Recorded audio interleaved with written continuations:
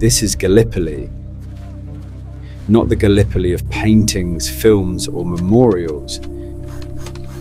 This is the Gallipoli captured by official war photographers as events unfolded in 1915. Every image in this film comes from surviving photographs of the time, carefully restored, colourised, and given gentle movement to bring us closer to the people and places they captured.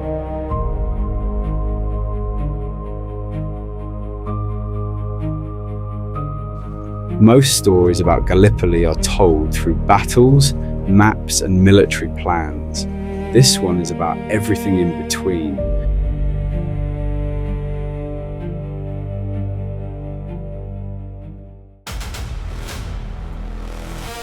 By 1915, the First World War had spread far beyond the battlefields of Europe.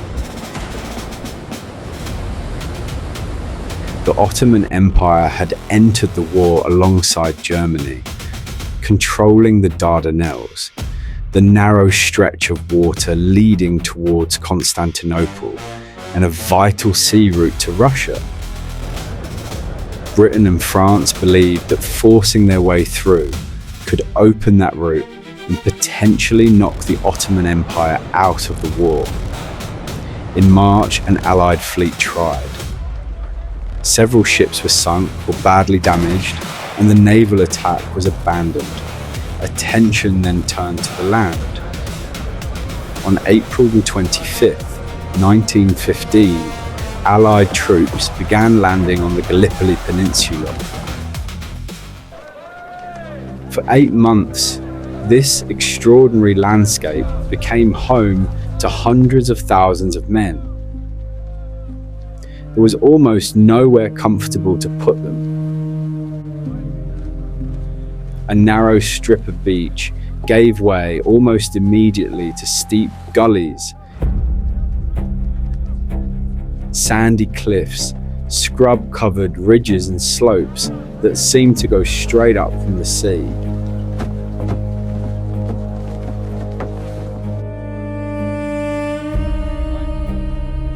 Australians and New Zealanders were only part of the story.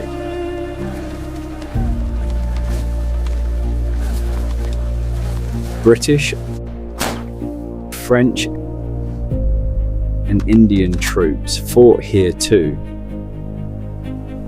alongside forces drawn from across the British Empire, facing an Ottoman army defending the peninsula.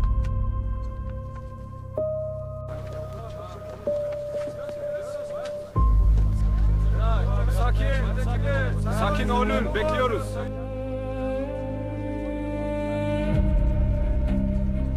Generals walked the same dusty tracks as ordinary soldiers.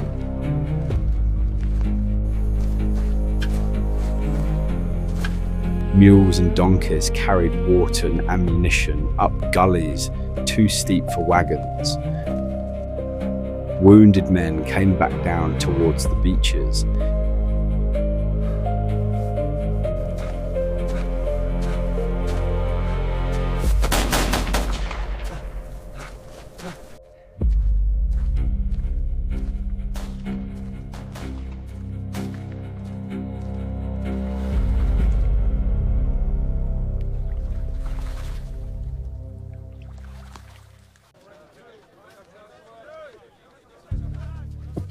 Captured Ottoman soldiers waited there under Allied guard.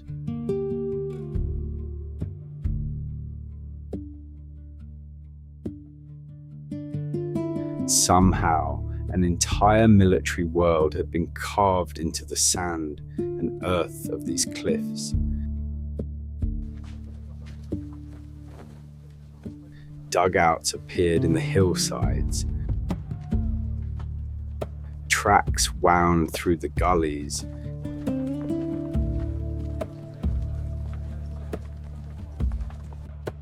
Jetties pushed out from the beaches.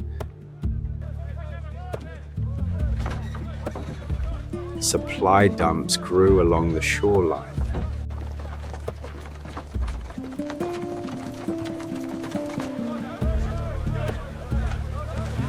for most of the men living here, life wasn't continuous battle. It was digging,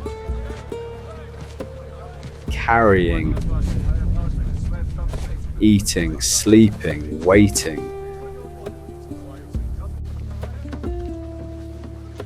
Trying to stay clean.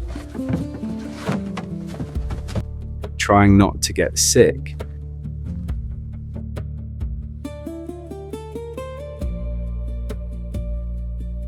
And occasionally trying very hard not to get killed.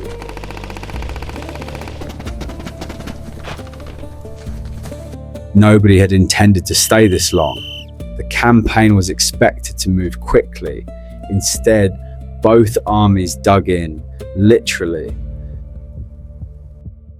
The hillsides became honeycombed with dugouts hacked into the earth. Some were little more than holes in the cliff.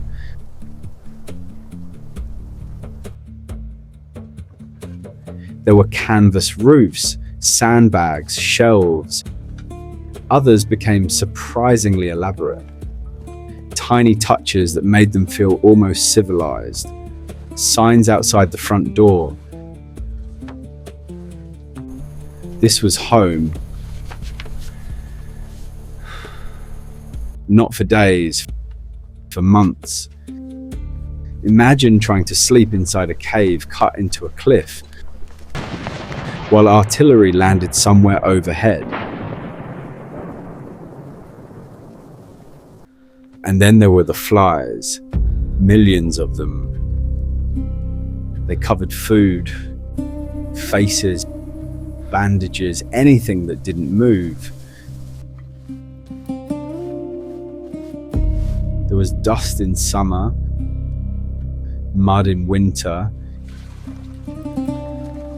Dysentery spread through the camp.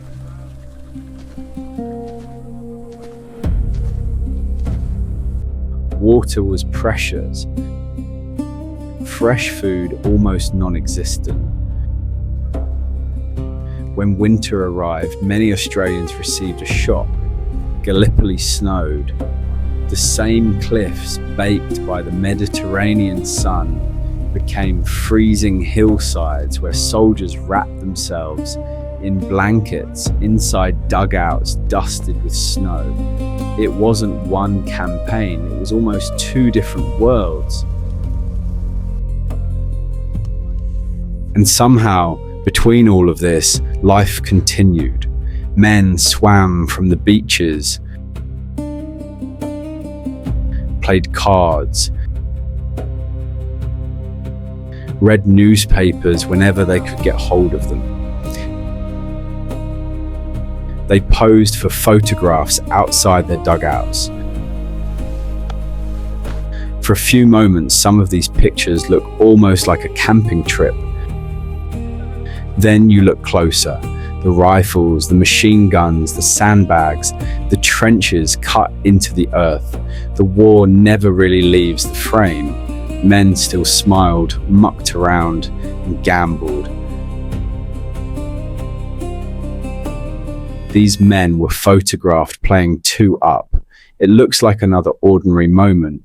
4 minutes after this photograph was taken, an Ottoman shell landed among them. 4 of the men in the photograph were killed.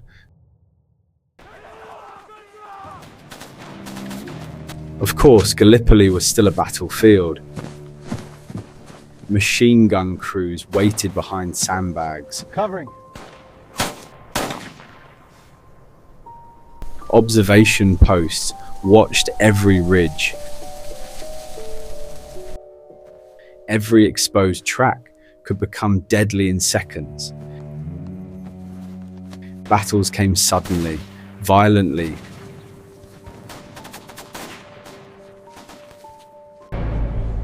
Then, almost as quickly, life settled back into its strange routine. Repair, rebuild, carry on.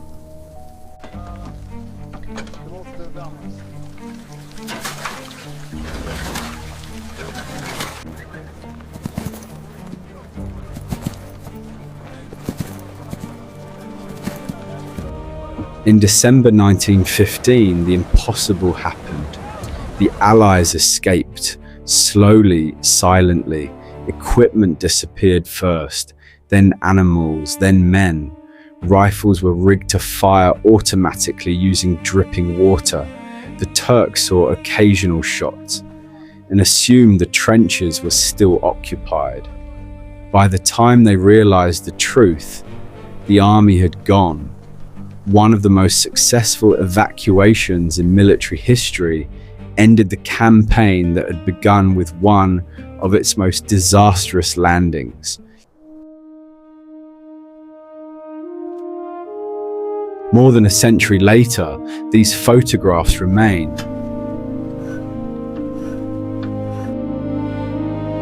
Not simply as records of a campaign, but as glimpses of the people who lived through it.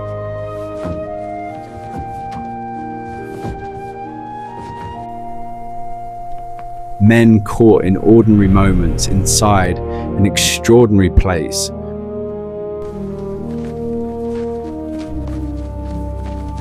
Working, waiting, enduring.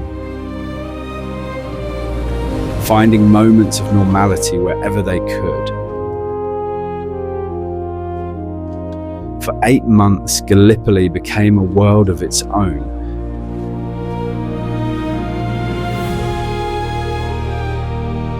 Thousands of men from different countries, backgrounds and armies found themselves living within the same harsh landscape.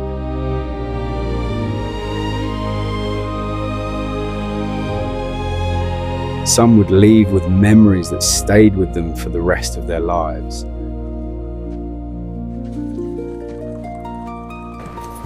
Others would never leave at all.